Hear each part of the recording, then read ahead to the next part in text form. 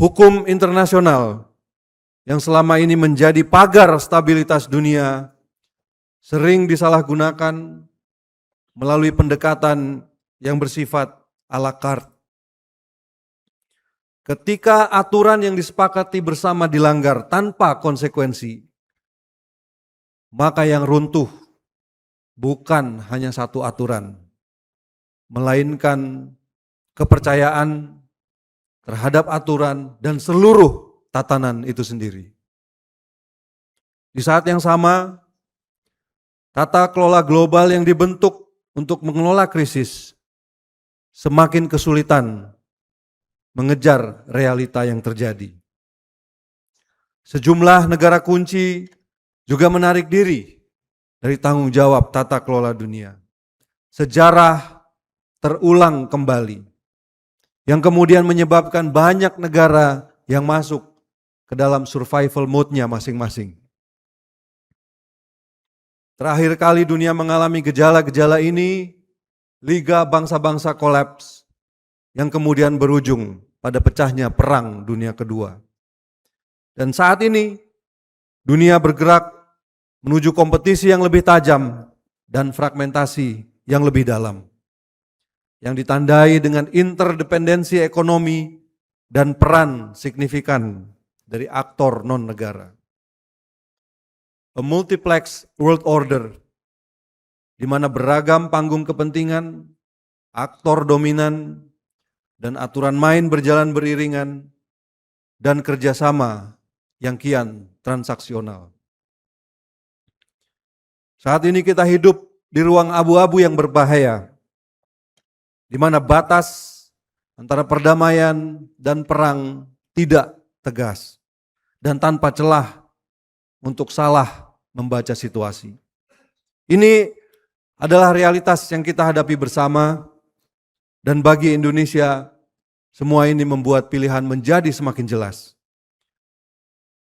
Survival adalah soal memiliki ketahanan nasional yang kuat disertai kapasitas untuk menentukan arah kita sendiri. Politik luar negeri Indonesia yang bebas, aktif, tetap berangkat dari amanat konstitusi, yaitu melindungi segenap bangsa Indonesia, melindungi kepentingan nasional, dan ikut melaksanakan ketertiban dunia. Namun dengan cara yang tidak bisa statis. Pertanyaannya bukan lagi berpihak kemana, melainkan bagaimana memperkuat ketahanan nasional dan mampu menentukan arah sendiri. Dalam situasi ini, negara yang tidak punya strategi akan terseret, dan negara yang tidak punya ketahanan akan menjadi objek. Dan Indonesia tentu saja tidak boleh berada di posisi itu. Kita harus melihat dunia apa adanya, keras, kompetitif, dan semakin tidak terprediksi.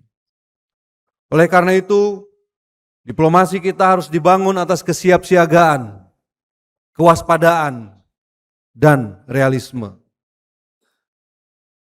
Kita harus mampu memiliki kemampuan menahan tekanan, mengelola resiko, beradaptasi untuk bangkit lebih kuat. Sebuah ketahanan yang bersifat dinamis, karena ancaman tidak lagi datang dalam bentuk tunggal dan krisis tidak datang satu persatu. Dinamika di luar negeri cepat atau lambat akan terasa dalam kehidupan kita sehari-hari. Ketika harga bahan pokok naik karena rantai pasok global terganggu, itu adalah persoalan politik luar negeri. Ketika teknologi baru melebarkan ketimpangan akses pendidikan dan pekerjaan, itu juga politik luar negeri. Dan ketika situasi keamanan memburuk di suatu wilayah, warga negara Indonesia di luar negeri hanya berharap satu hal, merasakan kehadiran dan perlindungan negaranya, dan tentu saja itu juga adalah politik luar negeri. Ketahanan ini tidak bisa dipinjam. Ketahanan ini harus dibangun dari dalam, karena di dunia yang tidak pasti, hanya negara yang kuat di dalam yang akan memiliki daya tawar di luar.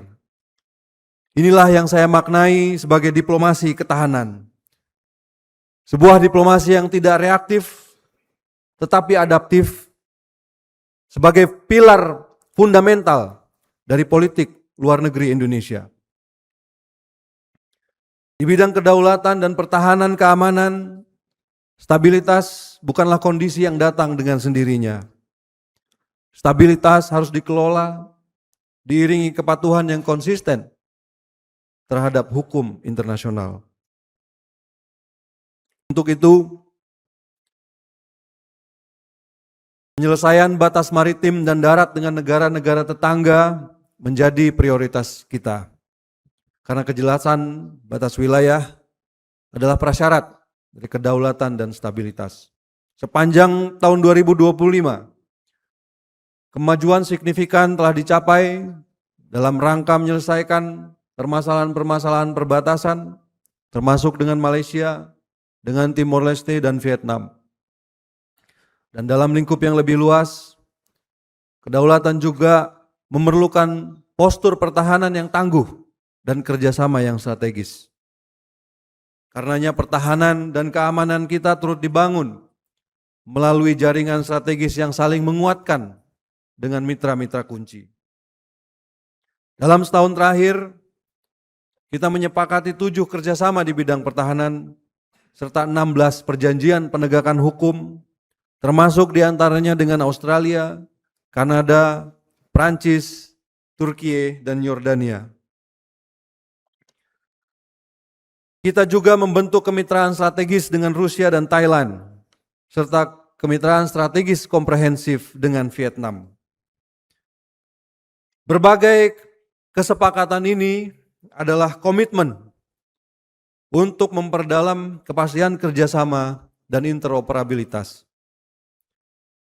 Sepanjang 1 tahun terakhir juga, kita telah melakukan 4 dialog 2+2 dengan Menteri Luar Negeri dan Menteri Pertahanan negara mitra kunci, yaitu Tiongkok, Jepang, Australia, dan baru saja di awal tahun ini dengan Turki. 4 pertemuan 2+2 dalam 1 tahun terakhir mencerminkan sebuah kesadaran strategis bahwa di tengah dunia yang semakin tidak dapat diprediksi, diplomasi dan pertahanan menjadi satu hal yang tidak terpisahkan. Ketika resiko salah hitung meningkat dan persepsi menjadi faktor kunci, sinergi kebijakan luar negeri dan pertahanan adalah instrumen stabilisasi. Dan bagi Indonesia, ketahanan tidak dibangun dengan unjuk kekuatan, tetapi melalui kepastian, pencegahan, dan membuka ruang-ruang dialog.